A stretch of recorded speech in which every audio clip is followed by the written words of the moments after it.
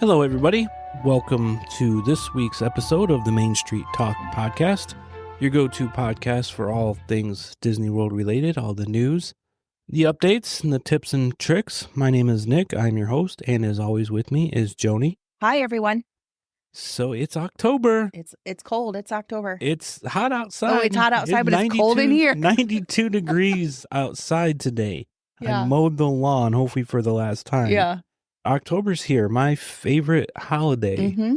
And your favorite holiday, of course, is next month. Mm-hmm. So we're getting closer to that. It's all in the same season. All in the same season, the season of fall. The leaves are falling except for our stubborn tree out front. Yeah, we have a late bloomer, late Oh, faller. man, that tree doesn't shed until, what is it, mid-November usually? Yeah, there was a time I was on vacation. Where was I? I was gone somewhere, and you had sent me pictures because I told you, well, just kind of leave all the leaves. It'll be cool for the ambiance of Halloween. And, Yes. And it was just like buried. There's no Yeah. way. So we tried mowing them. Well, successfully mowed them. Did. However, not suggested when you had a lot of leaves. Causes a bunch of dust as it all happens. We will Yeah. never do that again. Yeah. I have a great idea. Let's mow them up. This will Yeah. save so much work. Well, why not? And then I thought- came in looking like just covered in dust. I couldn't even see the lawnmower because it was so dusty. Yeah. You know what I used to like to do is get those pumpkin bags that you can fill with the leaves in them Halloween and bags. stuff. But then it rains and they just get wet and soggy Mhm. and they're never real plump. And, as they settle, They look great on the pictures. they sure do. They don't look like that when you film them. No, not at all. And like I said, even when you get them filled up, they settle. So then you have like the bottom half of the pumpkin. All you get is the bottom nose and the mouth. Yep. So anyway, So, yeah. we're just going to rake them up and let the leaf sweeper vacuum come by and grab get them. blown into the street and rake up what we can. But yeah, Halloween is my favorite holiday. I like to watch scary movies in the month of October, but that has kind of subsided because Joni's not a scary movie fan. So No, I gotta sneak them in when she's not at home. Yeah. Or I'm not a scary movie fan, but I do dabble a little bit in paranormal videos and unsolved mysteries like real and life things paranormal like that. stuff. But you won't watch a scary movie with me. Nope. One of our grandsons is going to be Terrifier for Halloween, which I'm absolutely shocked. I was shocked at that too because he's not a real brave horror person. No, he's 7, going to be 8 next month, and he turns all the lights on during the day to go down the hallway. Yep. Middle of the day, 2 o'clock in the afternoon, he's turning lights on to go to the bathroom. We love you, buddy. All right. Okay. Well, we're going to dive into the news. All right. So Disney has released their spring discounts. Okay. Well, one of them is a fall discount. And that's the Disney Cruise Line. For Disney Visa card members, you can receive up to $250 onboard credit for select fall 2025 sailings. Okay. It is a big list. If you want to know that list, contact me. I can give you that list. Our cruise is not one of them. That's okay. We already got a deal. Okay. So the big news is the Disney World discounts. Okay. So there's a lot of information here. So I'm going to go through this one by one. So guests visiting the Walt Disney World Resort from January to April 2026 can save on their vacations, depending on if you're just a regular visitor, a Florida resident, or an annual pass holder. Okay. So this is how it breaks down. From January 4th to February 19th, 2026, out-of-state guests, regular guests that are non-pass holders, can save up to 20% on rooms for stays most nights, Sunday to Thursday. For Florida residents, for those same dates, Sunday to Thursday, they can save up to 25%. And for annual pass holders, they save up to 30%. Okay. Now, remember, those dates are Sunday to Thursday. So from February 22nd to April 30th, 2026, non-pass holders and non-Florida residents can save up. This is a separate discount or a separate special. It's the same. It's a spring special, but it's different dates. Different dates. February 22nd to April 30th, 2026, for all nights, not just Sunday through Thursday. You can save up to 25%. For regular. The Florida residents can save up to 30% on those days, and annual pass holders up to 35% on those days. Oh. Now, Wow. keep in mind when I say up to 25 or up to 30, that is typically the high end is going to be the deluxe resorts. Because obviously the values of moderates are cheaper, so Sure. you don't save as Sure. much there. You don't get as much of a discount. Right. Okay. So yeah, they released that. That was pretty big Well, news. that's nice. Yeah. If you want to book that, contact me, nick.garcia@academytravel.com. Those are some pretty good savings. Yeah. Especially for the spring break, Yeah. Spring break's big at Disney World. Yeah, and it is. you save some money going to spring break. Yeah, and I think every spring breaker group goes to Pop. So anyway, side note. Yeah. Pop's very popular. Pop is popular. Pop is popular. Pop is I pop. did not plan that. That just came out that way, but That's just how it is. just going with the flow. Okay, so now we'll get into park news. Okay. Not a lot of park news, but we got some. Spaceship Earth has been closed since August 25th. It is now showing on the Disney website with hours as of beginning October 25th. So it should be reopening on October 25th, 2025. Okay. So if you're going to be in Epcot, October 25th, Spaceship Earth will be open. That's a must ride for us every time we go on. Yeah. Every time we go there. I still want one of those T-shirts that says, I thought it was a golf ball. I thought it was a golf ball. Yeah, those shirts are cool. Uh-huh. Unfortunately, there's more sad news out of Animal Kingdom. Well, not directly related to Animal Kingdom, but kind of. Jane Goodall has passed away at the age of 91. No. She passed away on October 1st. For those of you that don't know who Jane Goodall is, she is legendary for her works with primates. She acted as an ambassador for the Disney Nature Studio, co-producing the 2012 documentary Chimpanzee, and she is the subject of several National Geographic productions. Disney consulted Dr. Goodall during the construction of Animal Kingdom and was honored with a plaque on the Tree of Life alongside a carving of David Greybeard, the original chimpanzee who approached her at Gombe. The plaque and carving are near the entrance to the Tree of Life Theater. I never knew that. So I did do some research on David Greybeard. I was like, who's David Greybeard? This is a primate she was particularly close to. And I think had very good interactions. And there was a carving of him in the Tree of Life. So next time, you cannot see the carving right now due to the refurbishment of Bugs Life to Zootopia. Yeah. So, but yeah, sad news. Dr. Goodall has passed away. But 91. She had a long and great life. Mm-hmm. And at Animal Kingdom, a new permit has been filed for the work at Harambe Market.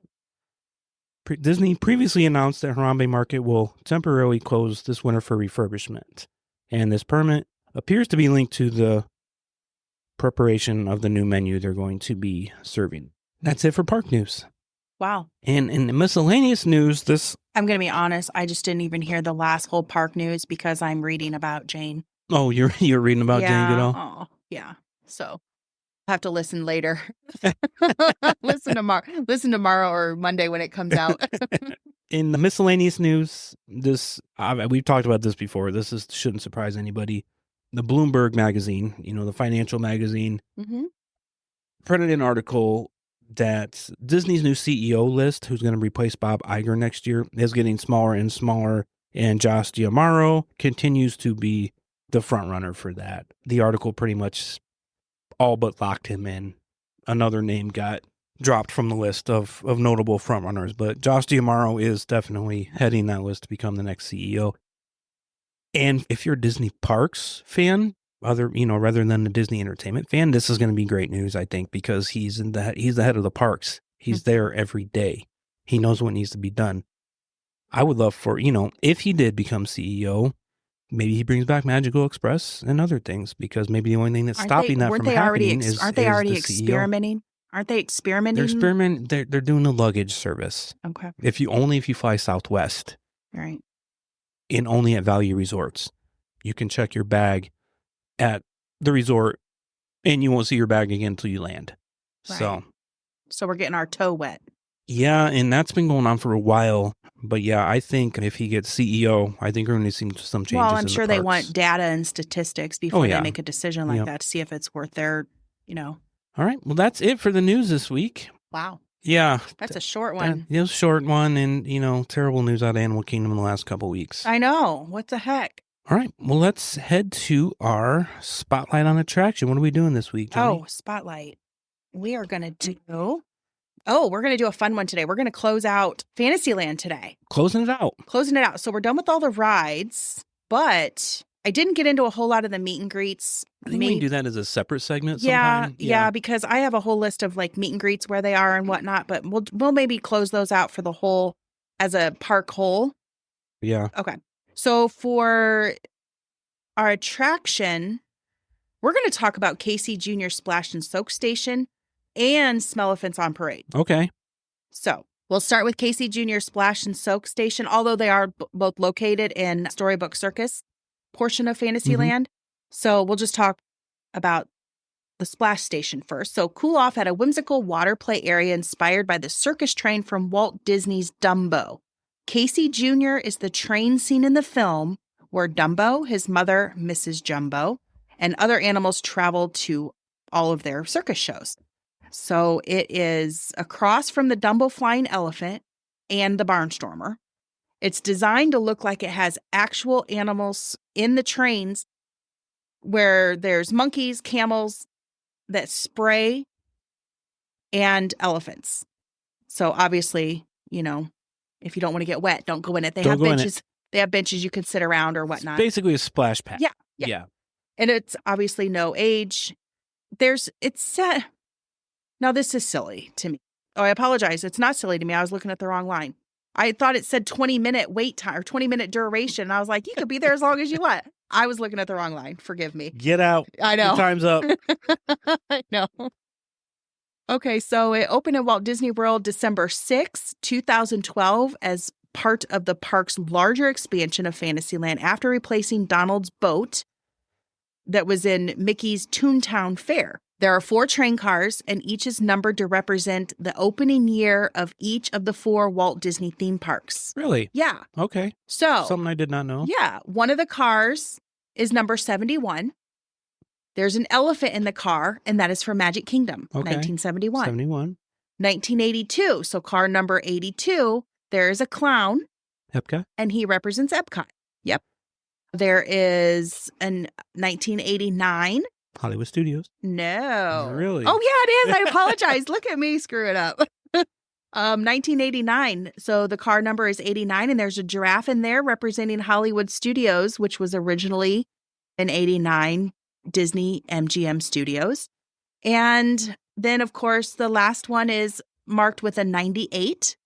So that is a camel, and that one stands for Animal Kingdom for 1998. Okay. Yeah. See, I didn't know that. That's news to me. And I'm happy to hear that with animal. A camel is like my favorite animal. I love the camels. Camel? Yep. They do spit. I just think they're kind of cool. You know, they resemble a little bit like giraffes. I've never ridden on a camel though. I've ridden on an elephant before. Have you? Yeah, I have. They're Really? very coarse. I didn't know that. Yeah. At a circus. They look a local hairy. Are circus. they They hairy? are. It's very coarse. It's very thin, but it's coursey. But no, I like camels, but actually giraffes are my ultimate favorites. But anyway. And then the number 9 on the locomotive has no significance. I thought it did. Just the number 9. Looking and digging. So all it makes me think is that little engine number 9 going down Chicago line. Yeah. You think that? So I just thought number 9, it's got to have something to do with it. We'll go with it. But it made no sense because We may said be going down completely Chicago wrong, line. but we're going to go with it on this show. No. So as a train, it was an opening day attraction in Disneyland, July 17th, 1955, and it closed the next day for safety testing and reopened July 31st, 1955. Disneyland Paris version opened March 20th, 1994 as a roller coaster for the littles through Storybook Land. Casey Jr. is a reference to Casey Jones, the famous railroad engineer who sadly passed in a train collision in the 1900s. So lots of history going on there, which we would expect with Walt being a big train fanatic. Yeah. So that is for the Casey's Splash and Soak. Now on to Smell-O-Fence. Smell-O-Fence. So this is a walking activity. And if you go into, there's a certain area that you meet and you can collect a map and some Yes. stickers. Mm-hmm. So what the idea is, it's a walking activity that you embark on an interactive search and sniff experience that is perfect for noses of all ages. This opened in Walt Disney World May 5th, 2024. And in order to get your map and your stickers, you visit the ticket booth in front of the Big Top Souvenirs, and you'll get your illustrated map and your sticker sheet to guide you in your search. Find all 8 statues scattered around Storybook Circus using the stickers and map to track your progress. Let your nose guide you to these colorful and fragrant smelliphants presented by Scentsy. Had to throw that in there. So yeah, we did this. We are not paid sponsors of We are Scentsy's. not. We did this at the Christmas party last year, I believe. Yeah. Yeah, it was fun. I'll tell you though, I got some looks. Here I am walking around smelling, and literally this man was sitting, by one of them, and I'm like, "Ooh, what one is that?" And I'm going up and smelling, and he just looked at me all strange. He didn't know what you were doing. He didn't know what I was doing, and then I said, "Well, I'm just smelling this elephant," and he had no idea that was a thing, and just the look he gave me was so comical that I was just like, "See, don't you smell it?" And I felt like I had to explain myself, and then I was like, "Whatever." So you just go to theme parks, going around smelling the random statues around the park. Yeah. But it is cute, and we actually do have a map and a sticker sheet that if you want to, you can post it up on the blog. Sure. So you guys can take a peek and see what it looks like if you haven't done it. I kind of feel like this is like a hidden thing, that it's not well known. Yeah. In Magic Kingdom. It came out in 2024. So that's all I have on that. Okay, so that closes out Fantasyland. Yeah, correct? And they're right. I mean, the elephants are within the train, so they're all scattered around. So right in the same area. You can basically knock out both of them at once if you want to. Yeah, and it's fun, especially if you have little kids. The smells are kind of powerful. Yeah, they have 8 of them. I mean, and some of them are, I thought I had some of them written down here. I don't want to give them away, but there's like popcorn and cotton candy and churro. And I believe, so we did it bubble gum. We did it during the Christmas party, and remember one of them was right by the Snope machine? I'm sorry, by the Snope machine? Oh, yes. And we were just getting drenched with snow while we were Snope. Which is soap. Soap bubbles. Yeah. Okay, well, that closes out Fantasyland. We were going to move around the park next. I don't know where we're heading next, but we'll figure it out. Find out next week. We'll figure it out. Okay, thanks, Joni. Now on to the movie of the week. And I got to be honest, I'd never seen this movie. We just watched it last night for homework for our show. We do homework. Yes, we do. We are assigned. Joni assigns me stuff. We did watch it last night. I have to give him snacks, but he... So go ahead. What movie did we have this week? Yesterday. Now, I had seen this movie prior, but as Nick said, he has not seen this movie. So we are going to talk about Raya today. Although not noted as a princess, she is the chief's daughter, so we'll count her just like we did Pocahontas. So Raya and the Last Dragon came out March 5th, 2021. It is 107 minutes. The budget, $100 million. Box office, $130.4 million. Now, before we start thinking, oh my goodness, that didn't make a whole lot of money. Yeah. Oh, okay. We'll explain it here in just a little bit. So the directors, and I am going to try my best on these names, and I apologize ahead of time because I am for sure going to slaughter them. The directors are Carlos Lopez Estrada and Don Hall. The writers are Ki Win and Adele Lim. I think it's Lim. And producers, Asnet Schur and Peter Delvecchio. I believe that's how those go. I think those names came off your tongue very well. Now, I will just a little side note here. I just asked Alexa before we started this, how do I pronounce this name, this Osnat? And she said it's pronounced Osnat. And we're not going to do that. No, it's not. Even if it is, we're not going to do that. We're not going to do that. So it's Asnat or Osnat or Asnat, something. Anyway. Story ideas by Bradley Raymond and Helen. I'm not even going to try this one. I'm going to spell it. Kalafatic. Okay. And the inspiration is traditional Southeast Asian culture. Raya's age is 18 in this movie. Traits include, initially, she is suspicious and she lacks trust. which gradually gives way to bravery, resilience, and a strong belief in unity and hope. And at times, she displays moments of humor and wisdom. Her nationality, region, I'm just going to, a little bit about her name, because I was kind of like trying to focus a little bit on that. So it says that it's Raya is a name used by people from many different countries and cultures, so it doesn't have a single nationality. So I wrote them down, but let's see, I'll just count them. 1, 2, 3, 4, 5. It could be from 5 names and 4 other surnames. So it's used widely. It's all over the place. Yes. Occupation, she's a skilled warrior and athlete, proficient in martial arts. It is a Disney animated film where Raya is set in the mythical land of Kumandra, where humans and dragons once lived together in harmony. When a dark force called the Droon threatened the world, the dragons sacrificed themselves to save humanity, leaving behind a magical dragon gem. Centuries later, the people of Kumandra are divided into 5 rival lands. We've got the heart, the fang, spine, talon, and tail. And I just realized yesterday while watching this that it literally, each one of those is a part of the dragon. Yeah, they actually said that in the movie. They said each land is a part of it. I missed that part the first time that I watched it. I didn't even, I was probably chasing a couple of children around or getting snacks. So when the dragon gem is broken, evil Droon returns, turning people into stone. And Raya, being the skilled warrior that she is from the land of Heart, embarks on a quest to find Sisu, who is a legendary dragon. Together, they travel across fractured lands to recover the missing gem pieces and try to unite the people of Kumandra. So they're going to try to put all these Talon, Spine, Heart, all these people back together. Yep. Because right now they're at rivals. Yep, they're all fighting. And yeah, they all want to be the top one, and they think Heart is getting special treatment. Yeah. So along the way, Raya gathers a team of unlikely allies and begins to learn that trust and cooperation may be the only way to truly save the world. The film focuses on themes of unity, hope, and the power of believing in others. Her sidekick, she gains several, but her official best friend throughout the whole movie, his name is Tuk Tuk. And he is a loyal, cute fantasy creature who is a hybrid of a pill bug, an armadillo, and a pug.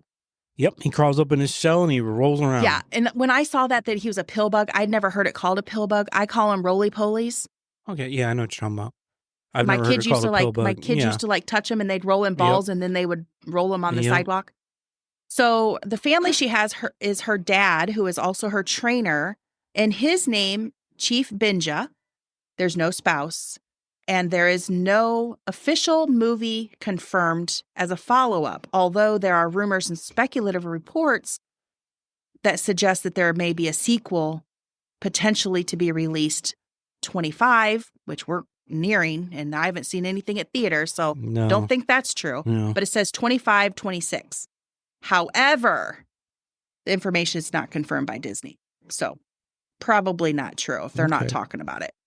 No children, lots of award nominations, 48 total. Oh, wow. 7 wins. I'm not going to go into all 7 because there's quite a few. But one of which was the Golden Reel for Outstanding Achievement in Sound Editing, Sound Effects, Foley, Dialogue, and ADR for Animated Feature Film. Now here's where we get into the budget being 100, box office pulls 130. I think I know where you're going, but go ahead. The film was delayed twice due to the pandemic.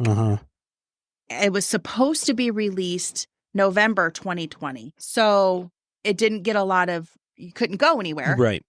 But it became the 3rd most streamed movie of 2021. Did it really? Yeah. So during the... So it didn't get the box office monies but it got the views. But it got... Right. So, yeah, during that time, the movie theaters were shut down. A lot of movies were just coming straight to streaming. Yeah. Because they couldn't... And how do they charge for those? It just comes out of your streaming. I don't, but see now, and I don't remember how they did it back then, but now like Disney will even put out movies that are in the theaters, they'll put it out on Disney Plus. You have to pay $30 to watch it. I think it's $30. Even if you have Disney Plus? Even if you have Disney Plus. This is for the new movies that are in the theaters. During the pandemic, I don't know. I don't remember how they handled that. I don't know if it was just with your service or if you had to pay extra. I don't know. I don't remember. I don't remember that either, but I would hope, and if anybody knows, let us know, but I would hope It was just that included. it was just included because Not your fault. it was out of everyone's control. I mean, so anyway, in addition to being the most streamed film of 2021, it received positive reviews from critics. So I don't have any of those quotes from critics, but they were positive. Okay. So yeah, pretty cool. My first time watching it was last night. Wasn't a huge fan. Wasn't terrible. It was average. I think I told Joni it was average. It was worth watching. I knew what he was going to say before he even opened his mouth last night. After I said it wasn't your favorite, it wasn't Mulan, was it? I did like. I liked Mulan. I told my coworker that we loved live action Mulan. She's like, really? She's like, I haven't heard any. She goes, I haven't. You're the first person I've heard say that. I'm like, oh, we loved it. Better than the movie or the cartoon. Yeah, for sure. We really did enjoy that one. Okay, thanks, Joni. Yep, you bet. That's Raya. This week's tip or trick is regarding stays at Disney World, your resorts.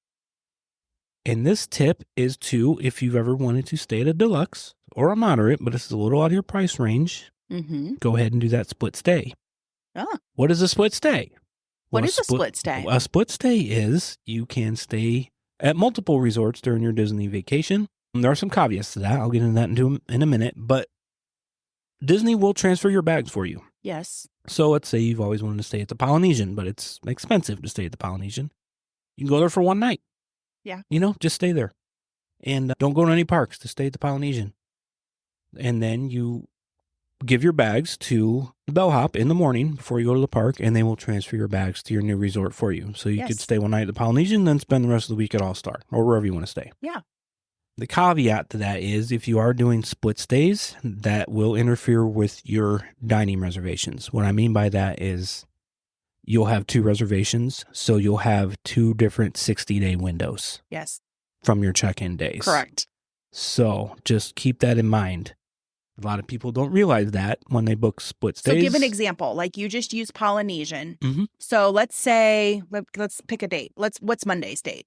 October 6th. Okay, let's say October 6th. Mm-hmm. We're checking into Polynesian. Okay. We want and then we're going to Pop. Okay. On Tuesday. Yep. So what exactly does that mean as far as if we wanted to make a dinner reservation? If you want, okay, so your first night at Polynesian, when you check in, if you wanted to make an advanced dining reservation, you would make that 60 days prior to your Polynesian check-in day. Dining now, where? Anywhere you want to eat that requires an advanced dining reservation. Okay. So now the following day, you're going to start a new reservation because you're moving resorts. So your 60-day window will restart from 60 days prior to that check-in So what day. happens to your reservation you made at the Polynesian the day prior? Nothing. You go there. I thought you were implying that it would affect reservations. No. It doesn't affect reservations. Okay. It affects when you book reservations. Oh, I see. So, okay. Perfect example. I thought you knew something that I didn't. No. Okay. We have a split stay coming up in November, December. We're staying at Bay Lake one night and then moving to Animal Kingdom. So we will have 2 different 60-day dining reservation booking windows. Mm-hmm. So just keep that in mind. Does not affect, because we did a split stay last year. Mm-hmm. It does not affect booking lightning lanes. Don't know why they don't. I don't know why it's not uniform, but it's not. So if you do a split, last year we did 4 days at Jumbo, 3 days at Kidani. We were able to book all 7-day lightning lanes, from our first check-in day of our whole stay. Yeah. I'm not one that particularly likes to live out of my suitcase. Now, when we've gone to Mexico, Nick lives out of his suitcase the entire time. I don't like it. You've broke me of that. I did break him of that because it was very annoying to me. However, so I would say that for me is a little bit of a downfall, that you have to basically get there. You can't really unpack and get settled in. I agree. Another thing that I think might be a little bit of a downfall is if you're traveling with children. Yes. That would be the downfall. That is a little bit of a downfall. But I do think its positives is that you get to venture out and explore a lot more, which you can always go to any of these resorts anyway. You don't visit have any to of be them. staying there. But in order to be able to get in and see the rooms and, different things like that and just be immersed in it, I think it's good. And I'm happy that we have the opportunity to do split stays, that's even a thing. Yeah. And like I said, Disney transfers your bags. Yeah. So you just give it to them. They take care of it. It shows up in your room at your new resort. Yep. Another good thing about doing split stays is if you're going to be doing all 4 parks on your vacation, if you're doing, you could do Magic Kingdom and Epcot and stay at a monorail resort. Yeah. And then if, you want to do, or if you want to do Hollywood Studios, later in your trip, you move to a Skyliner resort. Mm-hmm.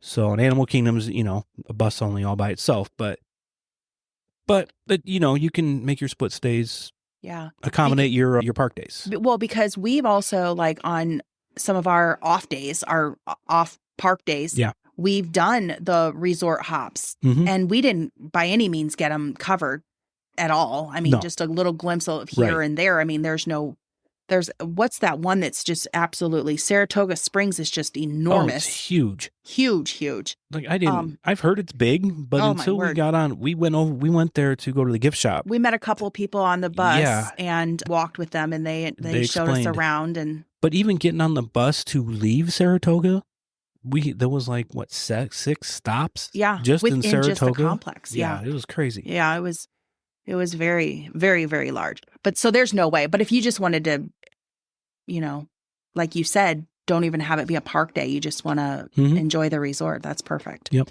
So yeah, split stays. Yeah. Look into it. It doesn't cost any extra. I mean, nothing. No. And actually right now there's an advantage. Like we're doing a split stay and like I said, in December, Disney did not put a stop to this and it's been known, but we get 2 free water park days because we have 2 different check-in days. Yeah. Yeah. We're checking into Bay Lake. We get a water park day, which is good because we're arriving later, like 3:00. But the next day we move to Animal Kingdom. We get another free water park day. So that's what we're doing. Yep. While they transfer our bags. Yep. So I thought Disney would catch on to that. They did not. Well, you know what? Maybe it's a thing that they're just let them have it. Yeah, just let it go. It's a perk that they're just being generous. Yep. So cool. Okay. All right. Well, that's it for this week's show. You can visit our website, mainstreettalkpod.com. All of our information is there. Our Facebook page is Main Street Talk. The Facebook group is Disney World Tips and Talk. Instagram is Main Street Talk Podcast. And you can contact me for any of your Disney vacation needs, nick.garcia@academytravel.com. And you can bring the theme park smells home if you want.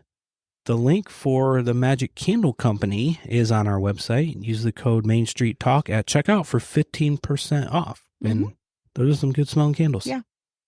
All right. So we will be back next week, and we're going to be in a new land with Spotlight. We haven't figured out which one we're going to do, but tune in next week, and we're going to start a whole new land. Yeah. Until then, before we cut off, I would just like to say a quote here from Miss Jane Goodall. Yes, please do. You cannot get through a single day without having an impact on the world around you. What you do makes a difference, and you have to decide what kind of difference you want to make. Jane Goodall. Going to be missed. Okay. All right, we'll leave you with that. We will talk to you real soon. Bye, everyone.